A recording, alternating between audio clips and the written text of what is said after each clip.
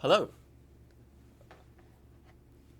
Oh, what's going on here? So sorry, we're trying to set up the audio right now. I'm trying to do this in a way where I'm going to use the headphones. So I'm just trying to make sure that this works. Yes, it does say starting in. That's because I was setting up some of the connectivity. Um, I'm actually curious if this is connected now.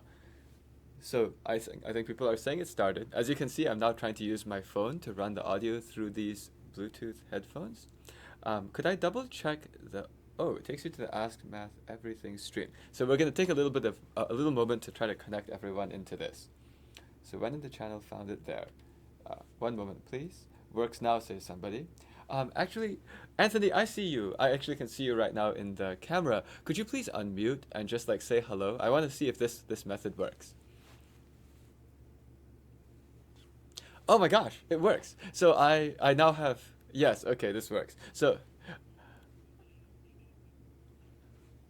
yeah, so the way that this is working today is that in fact I am going to try to use this Bluetooth headset. Oh, that's interesting. So we're getting some kind of a feedback. Why are we getting feedback? Let's see. Why are we getting feedback? So this one should be unmuted. This should be muted. We've got this video going. Um, right? So at least the feedback seems to have say again.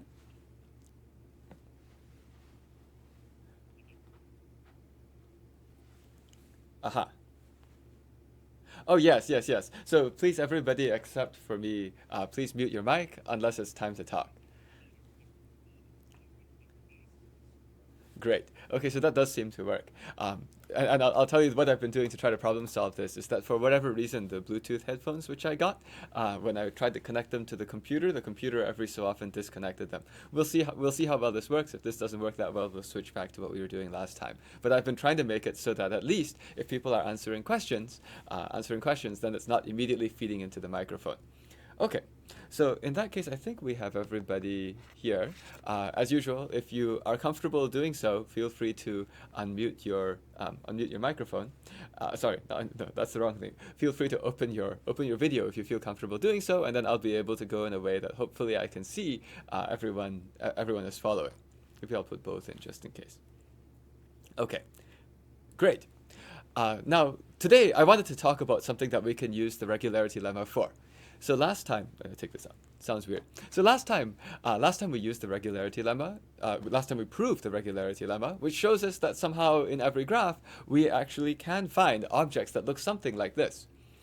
Now, what good is an object like this? An object like this is if you can find some bunch of clusters and somehow there's epsilon regularness between many of the pairs, you can then do interesting things. Like this particular proposition from last week is something that was quite interesting. I'm bringing this up because I want to do an extension of this now. So I want to remember how we did this. And again, it's actually now kind of convenient that I can pull all of this up on the computer. But what we have is this was a situation where you had R clusters, and each of those clusters had epsilon regularity between the pairs to any, each of the pairs of clusters had epsilon regularity. And somehow because of that, and also because we had some density, which was not too small, the density has to be a lot bigger than the epsilon, there were some conditions that caused us to be able to find a k t t t t t t t, meaning t vertices in each of the clusters. So this is useful if what you're looking for is a complete multipartite graph, which was useful in the application we did to try to find the Turan number of, say, some graph which had a particular chromatic number. But now I'm going to start talking about a different problem. And the different problem is going to be one where we aren't going to necessarily try to embed t vertices in every part. What I mean by that is if you look at where these inequalities come from, let's remember again. I mean, I have them in the subsequent pages, and so of course we can look there. But I just want to quickly remember, roughly speaking, where does the first condition come from? Do people know, roughly speaking, where that first condition comes from? Feel free to raise your hand or hit the yellow thing on the Zoom. I'll then be able to call on someone. I want to review this because then we can talk a little bit further about what you can do here. Where did the first condition come from? What kind of thing were we doing? Yes, Anthony. What kind of thing were we doing on that first condition?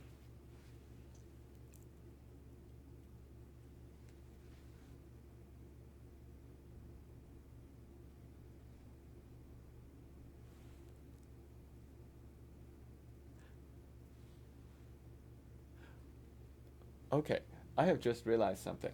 What I've just realized is that the quality of running this thing through the phone is deplorable. So I actually can't hear you clearly. I think what we'll end up doing is we'll go back to the last one. I didn't realize that the phone connection on Zoom would be this bad. Let me put this over here. I'm going to do it the way we did earlier. And the way that we did earlier was there will be a little bit of feedback from the microphone. So apologies, I'm going to switch back.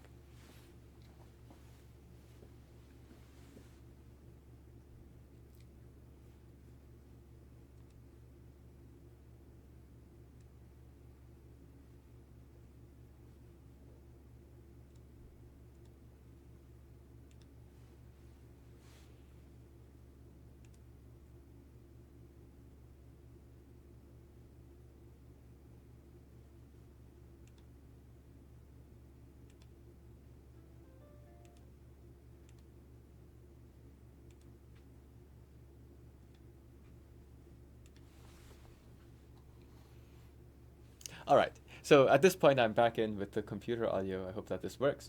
Sorry about the delays. We're just always trying to figure out the best way to use this technology to make things work better. Okay, great. So this RT, this particular delta minus epsilon to the power RT bigger or equal epsilon, where did that come from again? Anthony, could you say that again, please? Because I just want to make sure I can respond directly to you. Um, each cluster we had a maximum of epsilon vertices that would not be regular. So if there are R clusters and we look for T vertices in each of them, we did this R of T times. Okay, great. So basically where this came from is that as we were doing this process, actually that's the next screen I can show, as we were doing this process, what we were doing is we were picking vertices, and whenever we pick vertices, we say, since I'm trying to build a complete multipartite graph with T vertices in each cluster, then after I've picked one vertex, I have to narrow down my scope of where I might be able to search for the next vertex in here. And then you pick another one up there, and because whatever I pick here has to be adjacent to both of those, the scope gets even more narrow. So the bottom line is that we're narrowing our scope smaller and smaller and smaller, but we want to keep using the fundamental principle of this epsilon regularity, which lets us use it as long as the pieces I have are at least epsilon size. So there's something important here. This epsilon here is forced by the epsilon regularity. You can only do this all the way down to something of at least epsilon fraction. And this thing here, how many times this particular cluster size shrinks? You know, it starts at m, and then it becomes delta minus epsilon m, delta minus epsilon squared m. The number of times it shrinks is actually related to the maximum degree of the graph you're trying to find. So that's what I want to put up first, right? We called it r times t. But really what's going on is if you're doing this procedure, this power, this r times t power, is really just the maximum degree of whatever graph you're trying to find inside. That's the first step towards making a generalization, because we're soon going to talk about, when can you find some other graph, and that other graph is not going to be complete multipartite. So here I'm going to make an annotation. Over here, this r times t, this is the maximum degree of the graph that we're trying to find.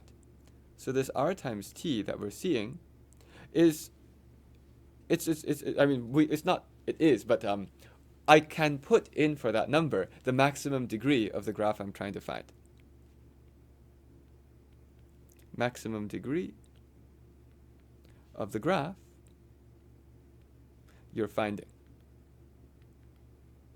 Does that make sense? And so ultimately, if we were not looking for a complete multipartite graph, but instead if we were just looking for something else, where if I pick some vertex up there, I may need to restrict my attention over here for vertices that I will pick that will be adjacent to that one.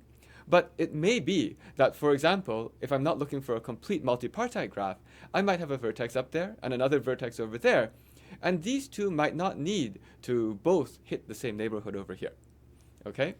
So what we're going to do here is we're going to actually start looking at a graph which could have degree, maximum degree, which is not r times t, and it kind of spans across all of these vertices. Similarly over here, this epsilon times r minus 1 times r times t minus 1, where did that one come from? Well, that one's also similar. The place that this comes from is that when I have an area over here, I need to say that as I'm eating up the vertices, meaning, well, here's a vertex that's not epsilon regular, here's a vertex with the wrong degree to the other parts, I need to subtract out epsilon fraction. And the amount of times I need to do that is also controlled by the degree that you have to other parts. You know, I think that it might be a little bit easier to maybe look at an example and just to see how this thing walks through. But this is the next piece that we're going to be using to go improve all of our things here. So to do an example, let's maybe draw a graph that we're looking for. Suppose we're seeking a graph which looks like this. So it's going to be, so it's a triangle, right? So we're going to look for the triangle inside something. But to make life simpler, I'm actually going to draw a graph which is like two triangles. So suppose I'm seeking this. And I'm going to seek this inside a regularity partition. Sorry, not a regularity partition, but a situation where I have three equal sized clusters. Let's draw them a bit bigger.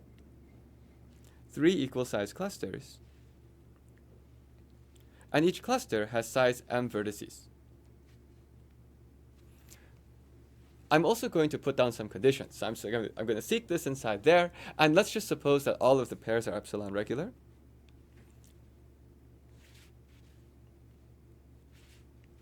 Where all of the pairs are epsilon regular and density at least delta. Okay, so that looks very similar to what we had before, except that before we were looking for a K222. And here this is not a K222, this is much simpler. And eventually we'll even think about how you might try to find this if you had lots of these disjoint triangles. Now, of course, we had some condition before that if I could just find a K222, of course I have that, right? If I use the K222 condition, I have that. But the K222 condition is going to be stronger. It's going to have more restrictions. So let's see what we actually need. How would this go? If I want to go and seek this, can someone help me start off and say, if I want to seek this, I'll have to have some conditions. We'll put some conditions, and we'll find out the conditions we need as we go. Anyone tell me what we should do first? I'm going to now need to find two vertices on the top, two vertices here, and two vertices there. Let's see if we can puzzle through this one together. What should I do first? The first step is not just pick a vertex. Feel free to raise your hand or put up the yellow hand. And I'm doing this interactively because I'd like to have us sort of work this one out together. And once we work this one out, we can go and figure out everything else.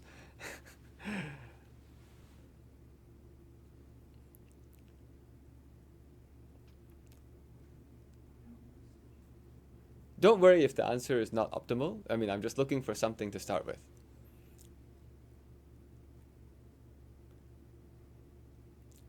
Anthony, what do you have in mind?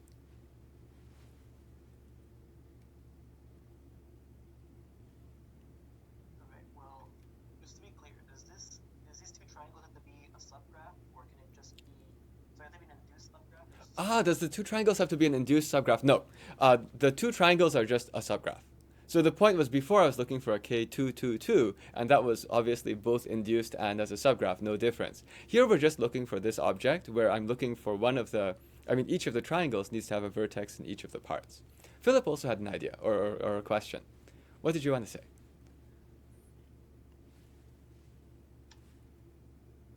Throw out the vertices of too small degree in the top block. Okay, so the first thing we might want to do is in the top block, let's throw out vertices of too small degree to each of those other sides, okay? So in some sense, I need to put two vertices at the top block. And this is where we're going to try to figure out what's the most efficient way to account for this, right? So maybe step one, let's delete some vertices from the top block whose degrees to the bottom two blocks are just too small. So that's step one. And in fact, I only need to do this with two things. I need to cut off two batches, right? So step one, I'm going to say we're going to collect some. We're going to collect the requirements at the end. So I'm just going to write here. What we do is step one. So you delete at most epsilon fraction of the vertices of the top.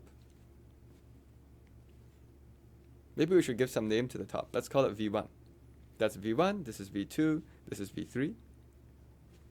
Okay. of v1 so that all remaining vertices have density. I'll call it density. It's really degree, but I'll call it density at least delta minus epsilon to v2 and v3. Does that make sense? The idea is that how many have density that's too low to v2, that's at most epsilon fraction.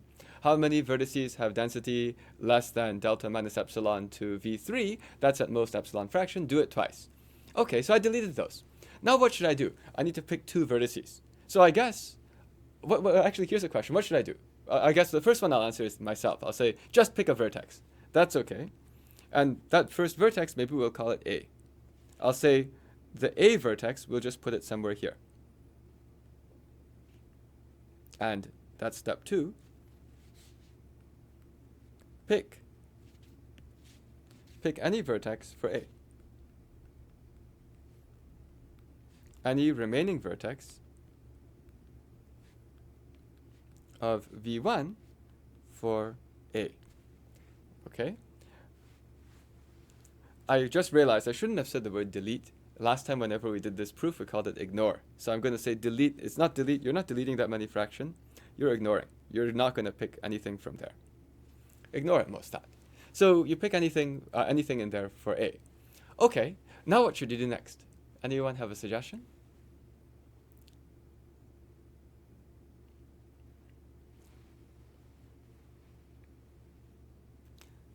Zichao.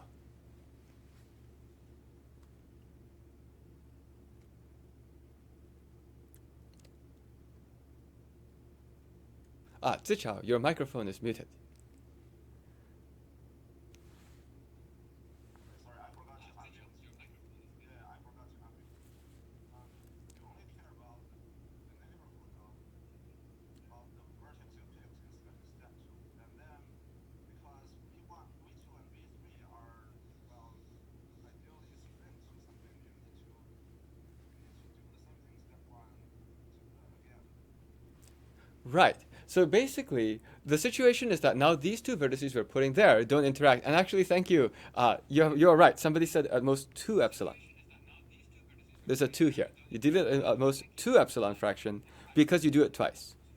Okay, so let's put ignore up to 2 epsilon fraction. That's actually a good point, right? But then now when we pick this remaining vertex for here, this particular vertex cares about reducing the scope into each of those 2 places. It cares, sorry, when it comes to the neighbors of it, they will care about that. But, I see that somebody, Atsucha, you need to also mute your mic again. But this particular vertex here the neighbors of that vertex that we're going to be putting in, those do care that those neighbors live inside those particular reduced areas. However, for example, the other 3 vertices don't care. So I want to emphasize that previously we just made every one of these clusters reduce in size all the time. But now what's going on is that different vertices have different amounts of scope reduction. This is where it becomes a horrible notational mess. And that's why I'm not going to write the whole thing out for it. Instead, I want to say, let's talk it through with this particular example. And you'll see that if you wanted to do the notational mess, you could. And so what do I mean? Maybe I'll try to use some colors for that. Right, so I pick any remaining vertex for A. Once I've picked that remaining vertex for A, let's call the triangle with the A, B, and C, well, A, B, and C. And the other triangle will be called something else. Maybe I'll call it X, Y, and Z. Maybe I'll call the other one with yellow. The other one is with X, Y, and Z. Very difficult to see. Let's put a Z here. Okay, so that's the other one. And now, because I looked at it this way, after I've picked this vertex for A, the area that I could pick for picking B is smaller, but the area I have for picking Y is not smaller. So the B area has shrunk. And also the C area has shrunk. Right? When I say shrunk, it's shrunk because, of course, whatever I pick has to be adjacent to the A. And this is how we're going to track how this is related to the maximum degree of whatever graph we're trying to find. Pick any remaining vertex for A, and then sort of the allowable area. It's not really like area of any shape. I just mean like the region, okay? I'm not talking about calculating an area. But the allowable area left for each of B and C is now at least, it's going to be at least the delta minus epsilon times what it was before. Let's just call it fraction. Okay? But the allowable area for x, y, and z has not changed. But allowable area for x, y, z is still one fraction, meaning it's 100%. Well, once you do this, it actually doesn't even really matter what order you do the other things in. I mean, you could, for the sake of argument, let's say we do x next. So I just put down the y. Now let's put down the x. What should I do for the x? Well, for the x, when the x starts to go down, I just have to say, wherever the x goes, the x has to be having the right degree to each of those two sides. In some sense, the x is doing the same calculation as this purple one. But in theory, if your x had different neighbors, meaning going out towards other parts, the x would not continue to reduce. It would not continue to ignore in this purple step. The purple step of ignoring is only useful for picking the A vertex. I want to emphasize that in a more complicated graph, if the A vertex is adjacent to stuff this way, and the X vertex is adjacent to stuff another way, in fact, what they ignore are different areas, are different batches of epsilon fractions. That's why I don't want to use the word delete. It's only ignore. Okay? So now let's go and put down the X. For the X, we do the same thing as the first step, and then we actually do the same thing as the second step. I'll do that in blue. Do 1 to 4, not 4. 4 is different. Well, let's do 1 and 2. Do steps 1 and 2 for the vertex X.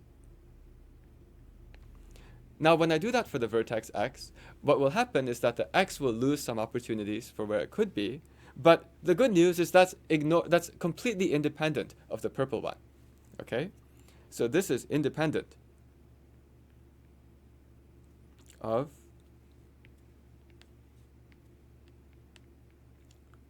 who you delete in the first one, or who you ignore in the first one. And eventually what happens is we manage to decide where we're going to put the vertex X. Maybe that's here. That's X. Over here was A. Now the important thing is when I go and look at what happens in the next step is what's left to be allowable. How much does the allowable area for B and C change? Oh, Anthony, I see you have a hand.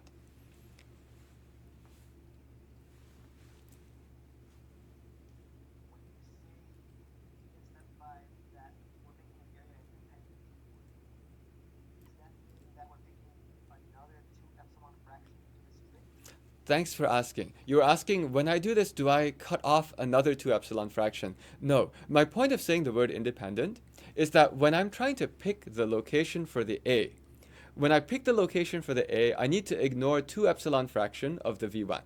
Now, independently, that's done, and I just forgot about that. In fact, I put them back in. I put that 2 epsilon fraction back in. Now I go to embed the X. When I want to embed the vertex X, I say, okay, X is supposed to avoid what? Well, X is supposed to have neighbors both to there and to there. That means I need to take away at most epsilon fraction who are bad to this whole thing, the whole V2, and I need to take away epsilon fraction which are bad to the whole V3. But who I take away, I mean, it's the same ones in this case because it happens to be the same V2 and V3. But in another situation, if I drew a different graph where X's neighbors went that way, and if X had no neighbors out to these 2 parts, then in fact I would probably ignore a different set. But I don't need to accumulate those ignores because all I need is whoever I pick next happens to have enough neighbors in each of those 2 parts. Of course, there's an off by 1 in the sense that there's an extra 1 vertex to avoid. X cannot pick the vertex picked for A.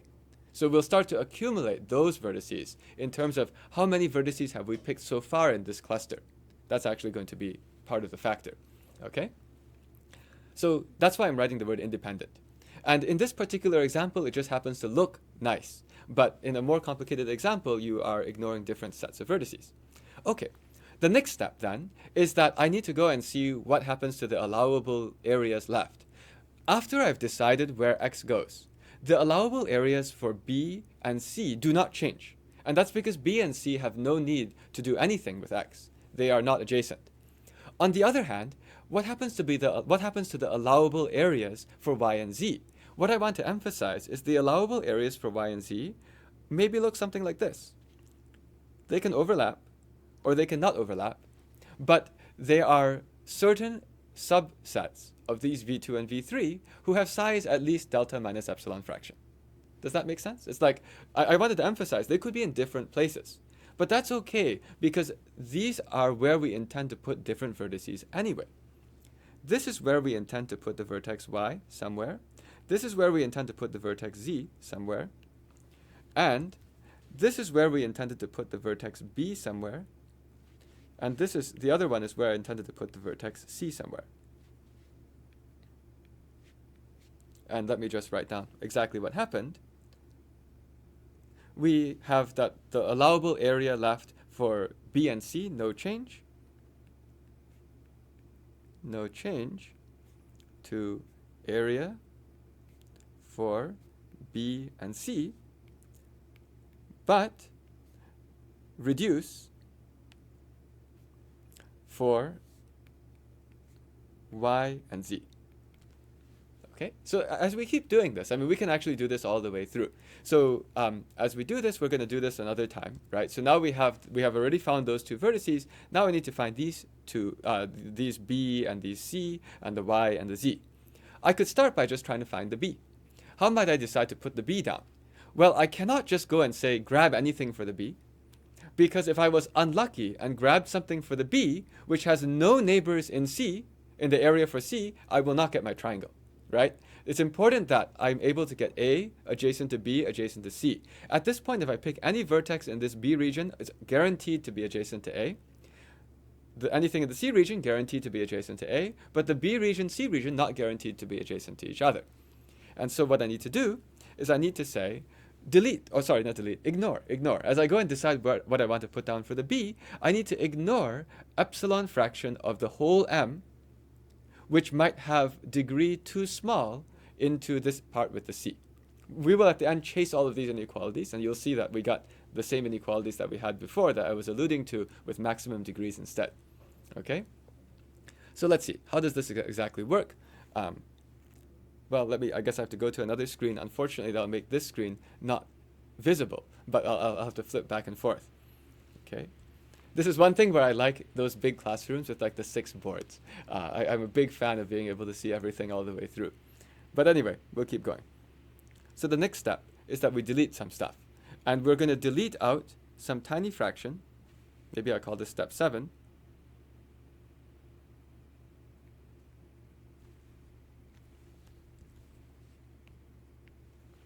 Seven is that you delete.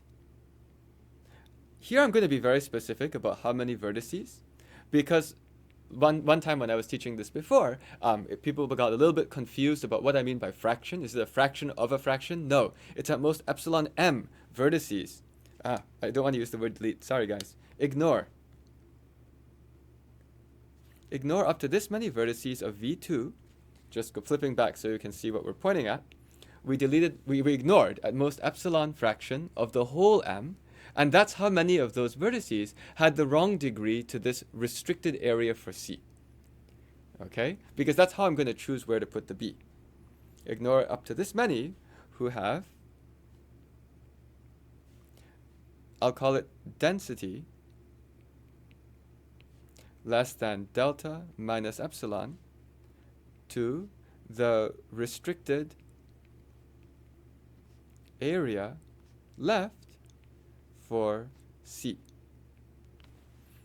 And whenever I say the word density, what I mean is that that's not the number of vertices. Density to a restricted area, just to remind the calculation, density to this restricted area, what this corresponds to is that everyone who has density at least that, so Oh, maybe I don't want to highlight that piece. Instead, I'll write underneath it. Then everyone else in the whole V2 has a degree. I'll write bigger equal delta minus epsilon squared times m to the C, the restricted area, left for C. Did that make sense? I'm trying to do this very slowly just so that you can see there's no magic going on here. So again, I'm going to get rid of the ones who have density too low. That means whoever stays behind has density at least delta minus epsilon. And the restricted area left for C, that size was at least delta minus epsilon times m. So I get another delta minus epsilon. Okay? So when I do this, if I go back and look at what happens, I will delete at most this bit. And that's where I'm going to get some inequality. And also, eventually I'm going to go and pick a vertex, any old vertex that remains. And that's going to be my B. And then since that's my B, I'm able to just go and say, let's just take any vertex that's left of here, because that one will restrict again. Okay? So let's pick any vertex that's left over for B. 8. It's very hard to draw the 8 there. But 8, pick any vertex. Just a second. Any vertex left in the restricted area for B to use as B.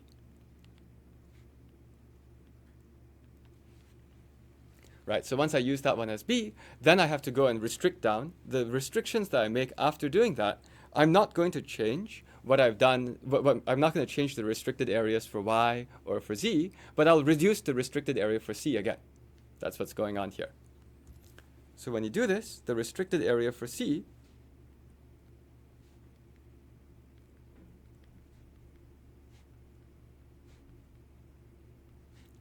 shrinks, but is still at least delta minus epsilon squared times m vertices. Right, and then at this point, you're great. Go ahead and pick that one for C. Does everyone see how this thing is being put together now? I mean, it's just basically just going to repeat this process, and you can slowly restrict down the amount of space that you have left for any one of those vertices that you're trying to put down. And as you restrict this down, we just have to show that we don't run out of space and that we never have a situation where we are unable to apply epsilon regularity. The secret sauce in the whole thing was I'm always able to say, take away at most epsilon times m vertices, and then whatever is left has the right density has at least the right density to the other parts. So there are, again, still just two conditions. Those two main conditions just boil down to, well, can I make it so that all of these little clusters are all, big enough? And that's exactly where we're going to get one of the conditions, one of the key conditions in order for this thing to work. I'm trying to see where I can write. I guess we're gonna take the next screen. All of this just needs. So all the way down, just needs. Well, I won't write just needs because needs is hard to tell whether I mean by is it necessary? I'll say all of this can be guaranteed. I'm writing a sufficient condition. All can be guaranteed to work by what I would do is I would need to have some condition that says that the parts don't get too small. And the condition that all the parts don't get too small is something like delta minus epsilon to the power, I'm just going to use a bound of the maximum degree of the graph you're trying to embed. That's my capital delta. Times delta, this has to be at least epsilon. And this delta is a new thing that we're defining. Delta is the maximum degree of the graph we're embedding. That's what this is called. So that's one condition. One condition is that as I keep going and shrinking, I'm able to use epsilon regularity. But that's not the only condition. there's another condition, which is that I'm able to actually pick the vertex, right? What does that look like? Does someone want to maybe say what that other condition looks like? Feel free to raise your hand or put the yellow thing, and then unmute your mic when it's time to talk.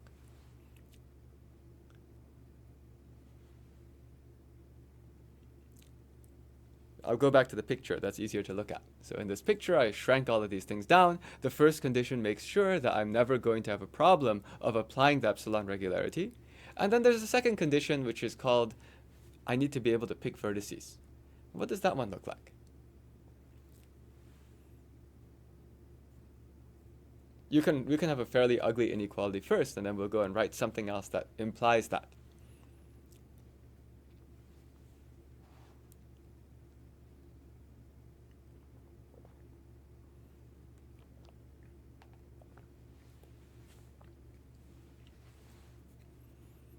Are people following? I guess it's kind of ugly. Maybe people don't want to really say what it is. What do I need? Oh, Anthony. Oh, I see. Anthony, you're first. I see you. Yeah. What do you see?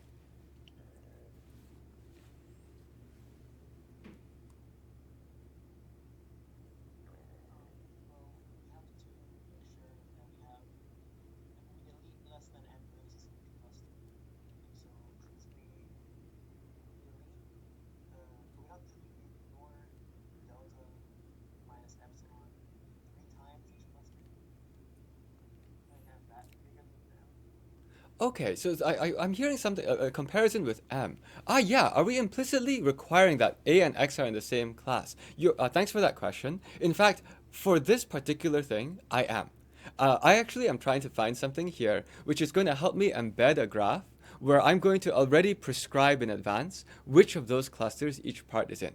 And that's because we're about to deduce a pretty powerful lemma that says we can always find certain graphs inside these like regularity diagrams, right? This is a regularity diagram where I have that all of these pairs are epsilon regular. And since all of these particular pairs are epsilon regular and all have a density at least delta, I'm able to do something very exciting. And so, yes, in some sense, it's like, yes, I need to make sure I have enough space to pick these particular vertices. But what I want to say is we actually have something much more powerful than that. Effectively, what happens is that the smallest that any one of these sizes gets is this delta minus epsilon to the power capital delta times m. And as long as that is bigger or equal to, and as long as that sort of minus away all of these little epsilon things, epsilon fractions that I take away, as long as that's big enough for me to continually pick vertices of my graph I'm embedding, I'm in good shape. Let me write down an inequality that tries to say that. So what we need, and I'm going to use an m inside this now, there are two things that are guaranteeing this. The second one looks ugly, but we'll turn it into something that is a nice idea. Well, we have that there were delta minus epsilon to the power capital delta times m. That's how many vertices were in that little tiny blob. But from that tiny blob, we might have cut away epsilon m vertices. But how many times might I have cut away epsilon m vertices? I left a blank. Can you give me an upper bound on how many times I might have cut them away? Well, if you're thinking of the point of view of what happens when you are cutting away, it's like we're ignoring this many vertices which have the wrong density to somewhere I need to go. Actually, what you put here is another capital delta.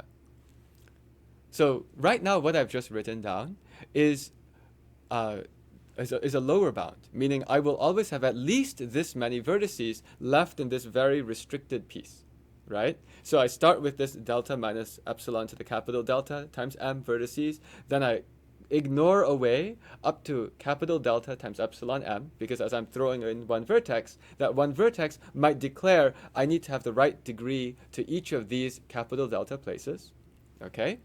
And that thing, as long as that thing has enough vertices for me to put in, because remember I said when you put in the A, that's fine, that's the first vertex. You put in the X, you have to avoid the A, okay?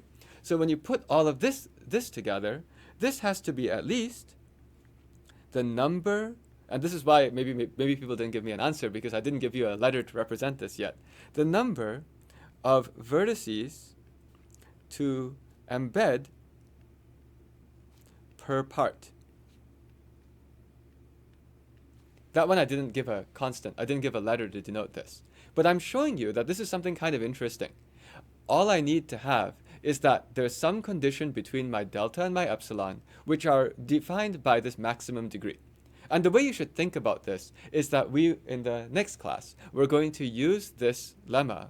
We're going to use this lemma to try to study a case where we're trying to embed inside some regularity diagram a graph which might have a ton of vertices, but will have a low maximum degree. And the prototype of that is in fact what we just saw in this example. I'm going to flip back for 1 second.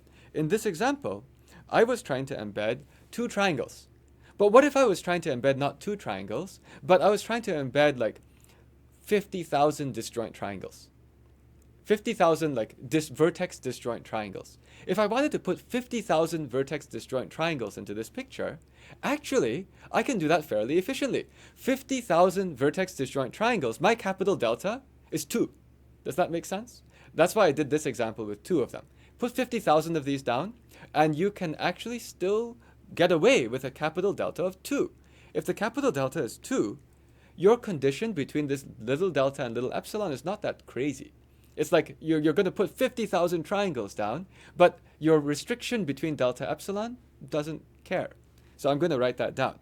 So that one somehow doesn't matter whether you're putting 2 disjoint triangles or 50,000 disjoint triangles. Same.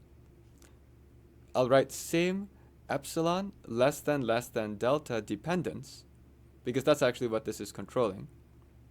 Dependence, whether 2 or 50,000, I'm writing 50k for 50,000, disjoint triangles. I'll write k3s. I was having trouble thinking of what I would write. I was like, maybe I should write triangle, but that looks like a delta. And I said, I'll write k3s, but now that looks like my k and my 50k. I guess you just can't win. I just can't win. Anyway, so this is what I mean though. This delta will not, this capital delta will not change. It's very powerful. Now look over here. With that particular choice of 50,000 vertex disjoint triangles, how does this affect? Well, again, if you factor this out, the m comes out. So this particular condition here is exactly the same as the m comes out, and what's left is some big parentheses. I'll put a big bracket. Delta minus epsilon to the capital delta minus capital delta times epsilon. Okay, now this is interesting because remember I'm thinking of this particular example with 50,000 disjoint triangles. If I have 50,000 disjoint triangles, then if I look at this particular picture, the delta is still 2. The capital delta is still 2. And so this just tells me more conditions, more ways to enforce a delta much bigger than epsilon restriction, right? I'm saying this delta much bigger than epsilon restriction. I can use this first inequality and use the second inequality to at least enforce that this square bracket is at least half. That's what I want. Actually, it doesn't even just, I can do better than, like, bigger than half. I can even make, wait a second. No, I need to be careful. That's not quite what I mean. What I mean is I can look at there's no way to make this bigger than half. That's impossible. But what is possible is it's possible to choose delta and epsilon so that this is at least 90% of this piece here, this delta minus epsilon to the power capital delta. Okay? So let me write down something. By choosing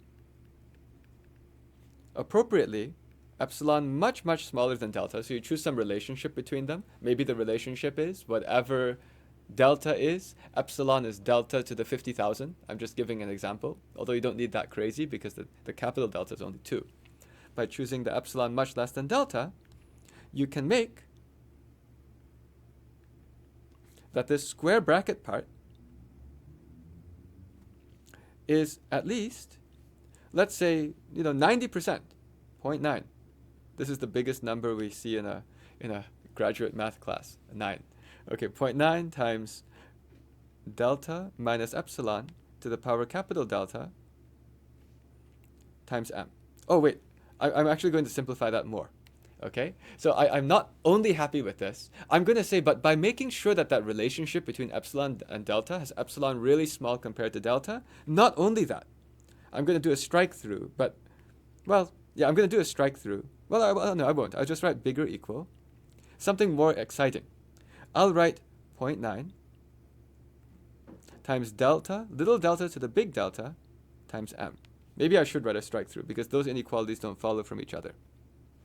Okay? And let me explain where this comes from. Again, what I'm saying is that there is a way to choose a relationship between epsilon and delta, meaning I will always make sure that whenever I apply this, my epsilon is less than or equal to delta to the power 5 or something like that, would probably work.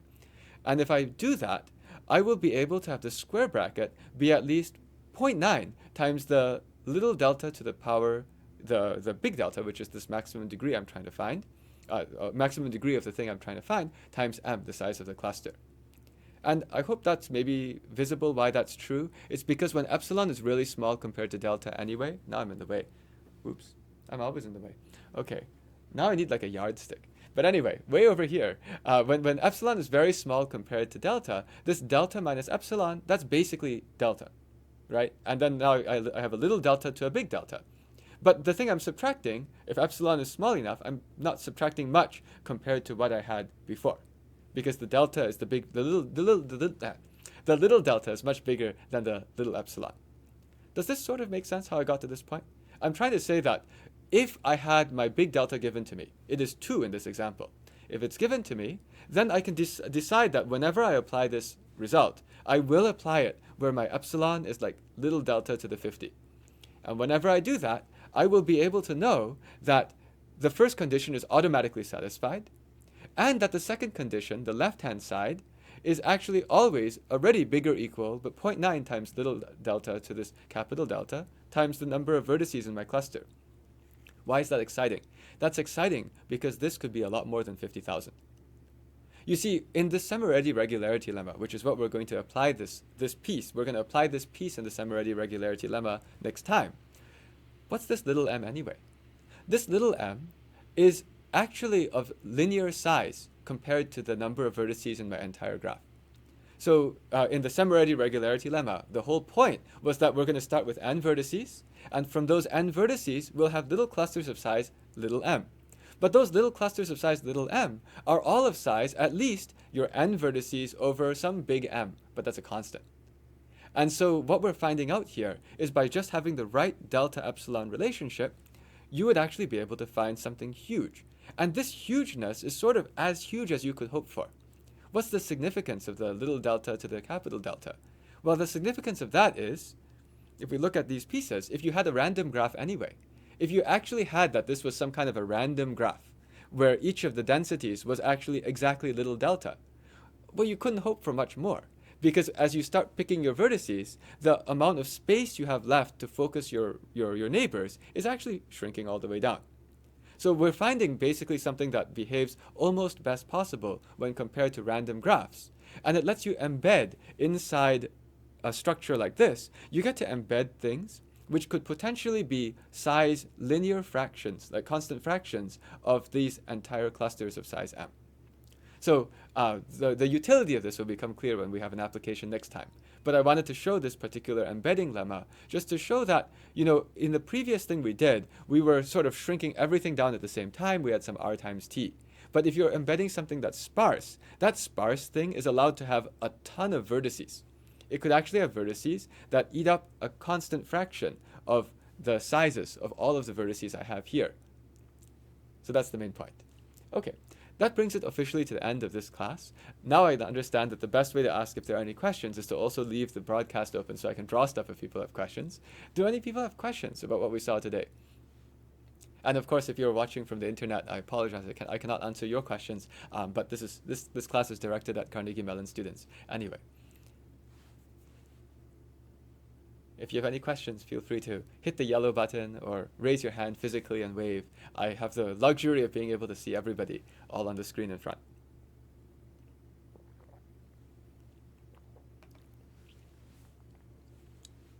It looks like there are... Oh, yes, Liam. Hi, how are you?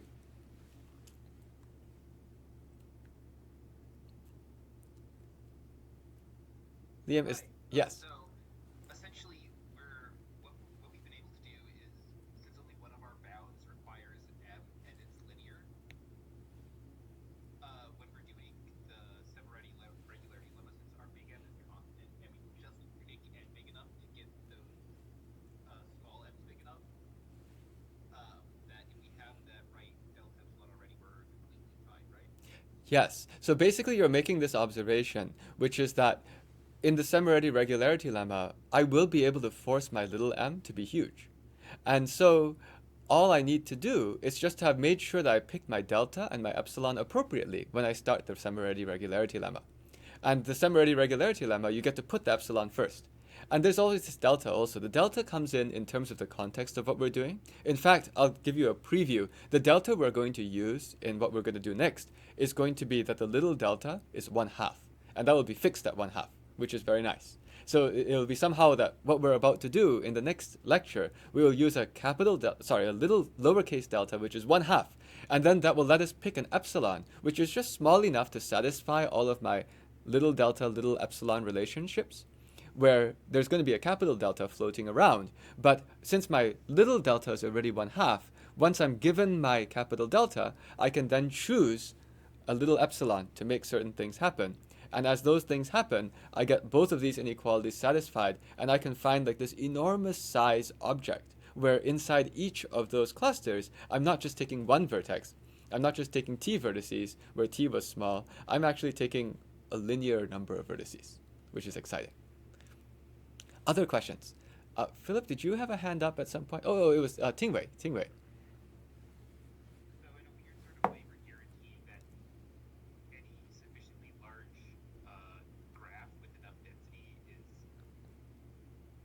contains any arbitrary subgraph of sufficiently small size. So I think let me try to paraphrase what you were saying. Like what we have is that somehow inside any graph, because of semi-ready regularity lemma, you'll be able to find these kinds of regular diagrams, and inside those regular diagrams, you can embed huge graphs, like linear sized graphs that just have bounded degrees. So I mean bounded meaning like, let's just do the example I said, degrees at most 2. If you're going to stick with degrees at most 2, wow, you can find these enormous linear sized subgraphs inside them because of the regularity lemma. And it works for all values of 2. I also saw Tingwei raise his hand.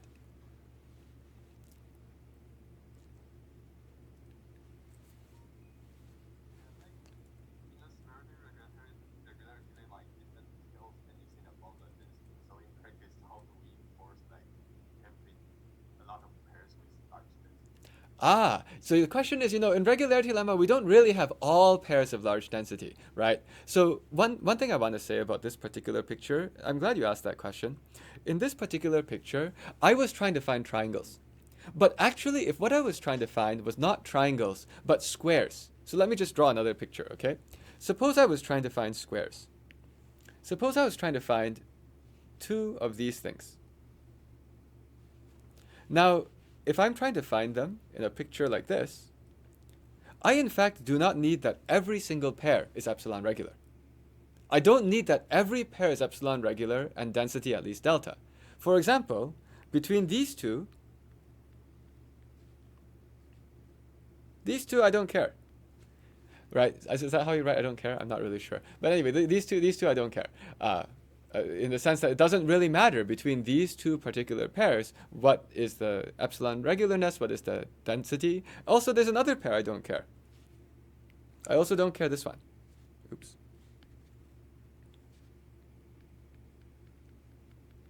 So that's one thing that's useful. I'm just glad you brought that up because now I can say it. Actually, this particular lemma is most useful where you say whatever I'm looking for, I have a very particular set of a set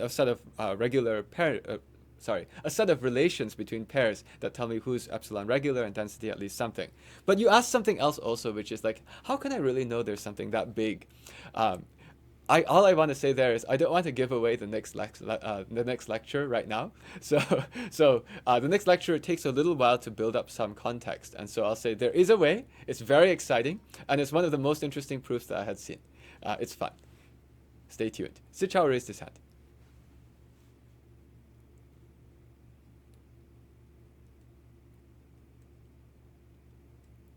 Zichao needs to open his mic. I have a guess. It's like, Zichao needs to open his mic. yeah, I just unmuted. Um, my guess is, would you like to do something just like the Heritage Stone model is theorem, like apply to Round's theorem and then delete some edges, and because we have some edges left, and that means we have some certain regularity. We have some certain density. Okay, so Zichao, you're right, but I don't want to ruin the whole thing for everybody. So I'll say you're on the right track. We're gonna see something with Turan's theorem, but let's just not do it right now because I want to also show why we care about the result. So we'll do that next lecture. But what I'm excited by is the fact that after you saw this particular proof, oh, Zichao, could you maybe mute your mic right after you talk? So what I'm excited by is after you saw this particular demonstration of this lemma, you can already see how powerful it could be. I will confess, the first time I ever learned this, I was trying to read it from some book. I didn't really know what was the point of this. But hopefully now you can already see that this can go a long way. Other questions? If not, it looks like we are through with the questions coming from Carnegie Mellon. I'm going to then stop this particular live stream, but I'm going to go and switch back to just discuss the technical aspects of today's technical meeting, running a class online, just to check in with my class and see if we can see if I have any feedback that I can improve on. So I'm just going to shut off the live stream for everyone else here.